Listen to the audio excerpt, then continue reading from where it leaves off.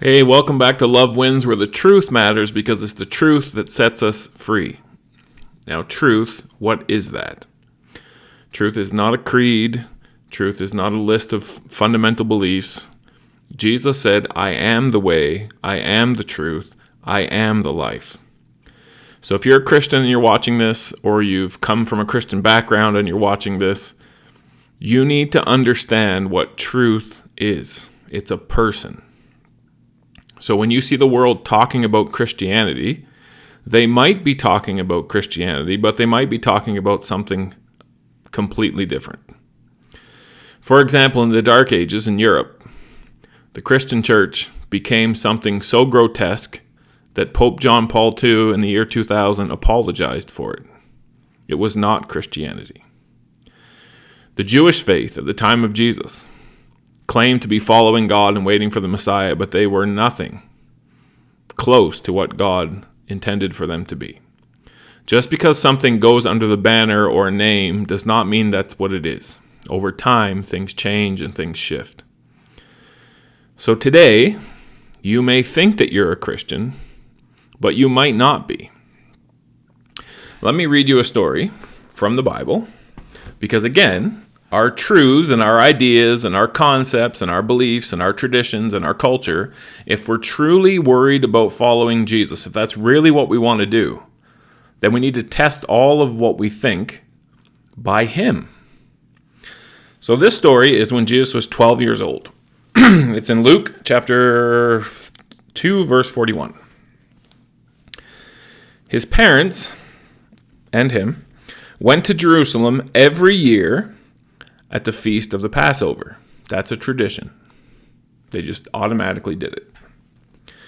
When he was 12 years old, they went up to Jerusalem according to the custom of the feast. Again, repeating, this is something that they just did automatically, like we do Christmas and Easter and the things we do.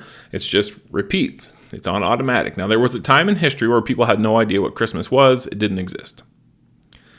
But for us, we can't imagine life without it because we've adopted it over many, many years as a tradition. Jesus' parents are following the traditions of their time and their place and their culture.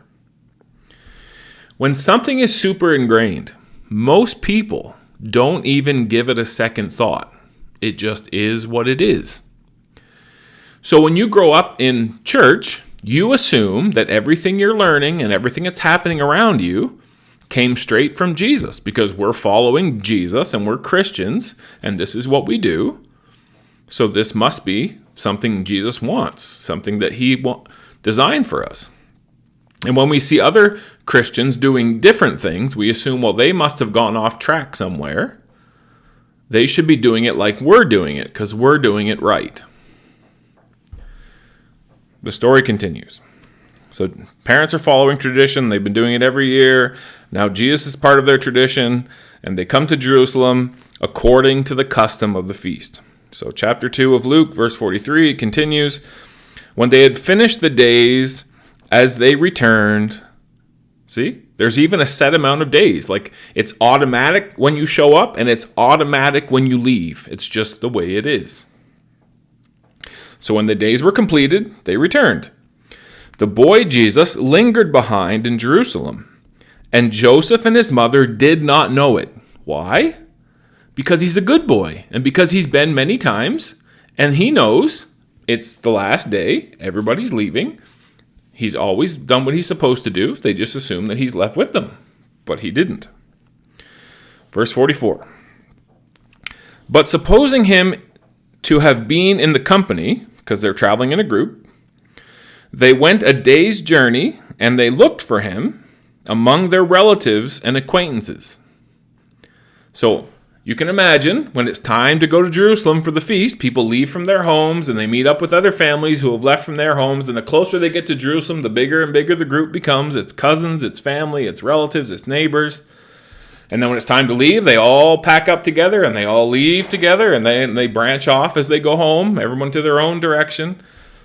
They just assume Jesus, the good, obedient son that he is in that group. But when they stop that night to camp for the night or to stay wherever they're going to stay, He's not there. They look for him. They cannot find him. Imagine the panic of losing the son who was promised to you by an angel who was sent from God. Verse 45. So when they did not find him, they returned to Jerusalem, searching for him. Now it was that after 3 days, they found him in the temple, sitting in the midst of the teachers, both listening to them and asking them questions. All who heard him were astonished at his understanding and his answers. So when they, Mary and Joseph, saw him, they were amazed. Now, that word is big. It can mean surprised. It can mean, oh boy. It can mean wow. It can mean many things. So they see him. They're amazed. His mother says to him, "Son, why have you done this to us? Look, your father and I have sought you anxiously. You have caused us 3 days of grief and fear and worry. We lost our son once in a big place that was maybe not safe for a couple of hours. And I will never forget that experience. 3 days in a busy city that's been decompressing after this major feast." Here's the clincher. Verse 49. Jesus, the 12-year-old boy, says to his parents, who told him that he was promised by angels and that he came from God, says to them, "Why did you seek me? Do you not know that I must be about my Father's business?" Aren't you in tune? Like, I didn't stay back because I chose to. I didn't stay back to be rebellious. I didn't stay back to cause you worry.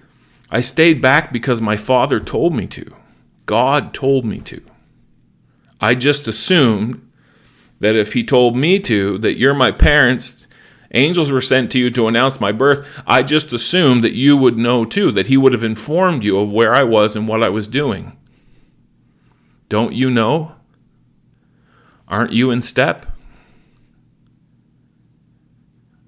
If the parents of Jesus, think about this. If the parents of Jesus,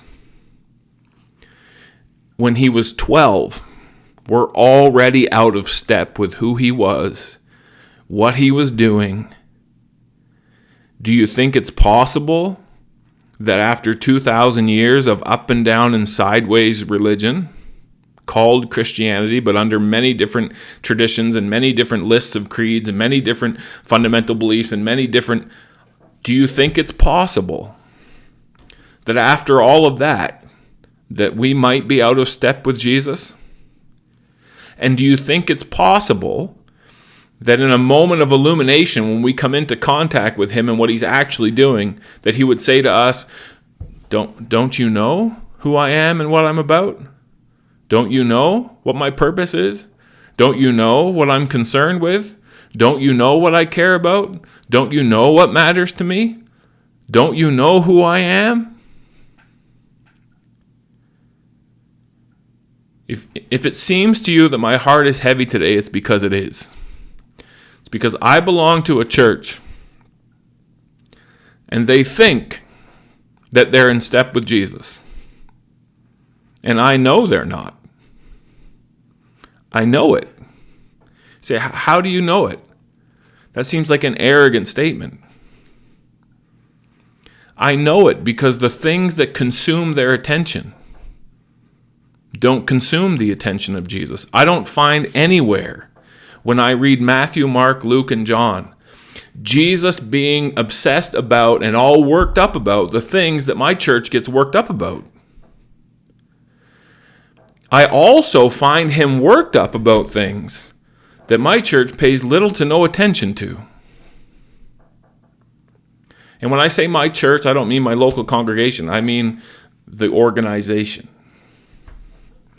That we spend thousands and sometimes millions of dollars researching issues that should have been resolved in 5 minutes if we were in step with Jesus.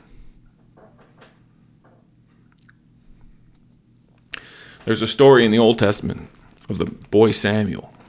Samuel, I believe, as many of the other, if not all of the other main characters of the Old Testament, somehow foreshadowed Jesus. And Samuel, like Jesus, became active, serving God at a very young age. And one night Samuel is in the temple, sleeping. Eli, the high priest, who's been sleeping in the temple and serving in the temple for many, many, many, many years, he's there too. And Samuel in the night hears a voice, Samuel, Samuel. And Samuel gets up, and he goes to see Eli. He says, why did you call me? He says, I didn't call you. Go back to bed. So Samuel hears the voice again, Samuel, Samuel. So he gets up. You can imagine he's half asleep. Eli, why did you call me? I didn't call you. Finally, the third time, Eli clues in. The Lord must be calling him. So he tells Samuel, the Lord's calling you. Next time he calls, answer him. So the next time he does, he says, Samuel, Samuel, here I am, Lord.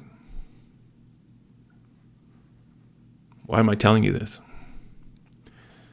Because a boy in the temple was more in tune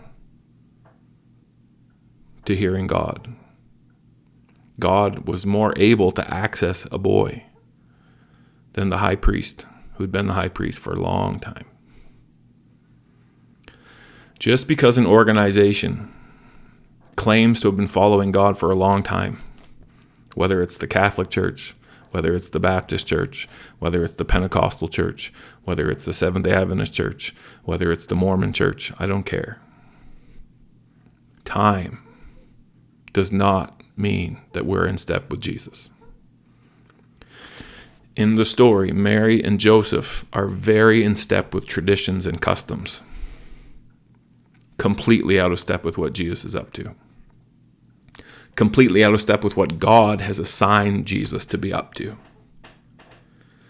If we're followers of Jesus, we are not concerned with following traditions and customs. We are concerned with following the living God who's always in motion, who has a character that never changes, who has concerns and passions that never change. Yet he adapts, he calls us in real time to meet those things that concern him in unique and different ways to meet the situation. So at 12 years old, God calls Jesus to go to the temple, to ask questions of the teachers and the priests, to open their minds to thoughts that they've never thought because they're completely out of step with God.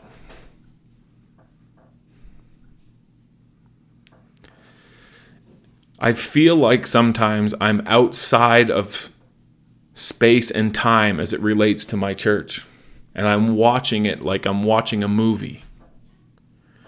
And I see people on two sides of arguments getting all worked up about stuff that from God's perspective is absolute nonsense. And yet they think that it's absolutely vital. Just like when Jesus was here, people would come to him and say, hey, your disciples, why don't they fast? Your disciples, they're washing their hands wrong. Your disciples, they're doing this wrong. And they're all worked up about things that don't matter at all. Meanwhile, they're so out of step with the living God they claim to follow that they end up killing his son.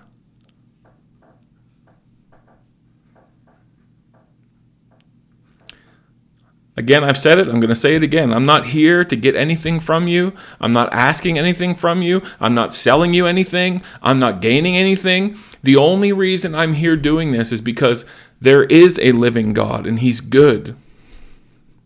And he loves you. And he loves us. And if we would get in step with him, what a difference it would make. in our own lives, in our community lives. It would make a difference everywhere. And instead of getting caught up in the trap, because that's what it is, of seeing these developing conflicts, whether it's the Middle East conflict, whether it's the anti-vax conflict, whether it's women in leadership conflict, whatever it is, election conflict, and we think we have to pick a side. We don't have to pick a side. We have to follow Jesus. Jesus didn't say, follow the Sadducees or follow the Pharisees. He didn't say that. But the people felt pressured that they had to pick one or the other. Jesus said, follow me. I'm going a completely different way from both of those groups. They're concerned about things of the earth. I'm concerned about things of eternity. They're concerned about building an empire here. I'm concerned about building an empire in your heart that's completely different from any empire you've ever known or seen. Follow me is the call of Jesus. Not follow Catholicism, not follow Seventh-day Adventists, not follow Muslims, not follow anything. Follow me. Follow me. How do I do that? Well, the very first step is to read Matthew and Mark and Luke and John. Read them slowly. Read them over. Read them often. Why? Because you will learn the person of Jesus. He is the truth. And the more you get to know him, the more you'll be able to look around you and go, Jesus is not in that. Jesus is not worried about that. Jesus' passion is not there. Jesus' passion is not there. Jesus would be angry about that. I should maybe join him and do something about that. Jesus would be concerned about them because everyone else isn't. Maybe I should do something to help them. Follow me, said Jesus. We'll see you next time.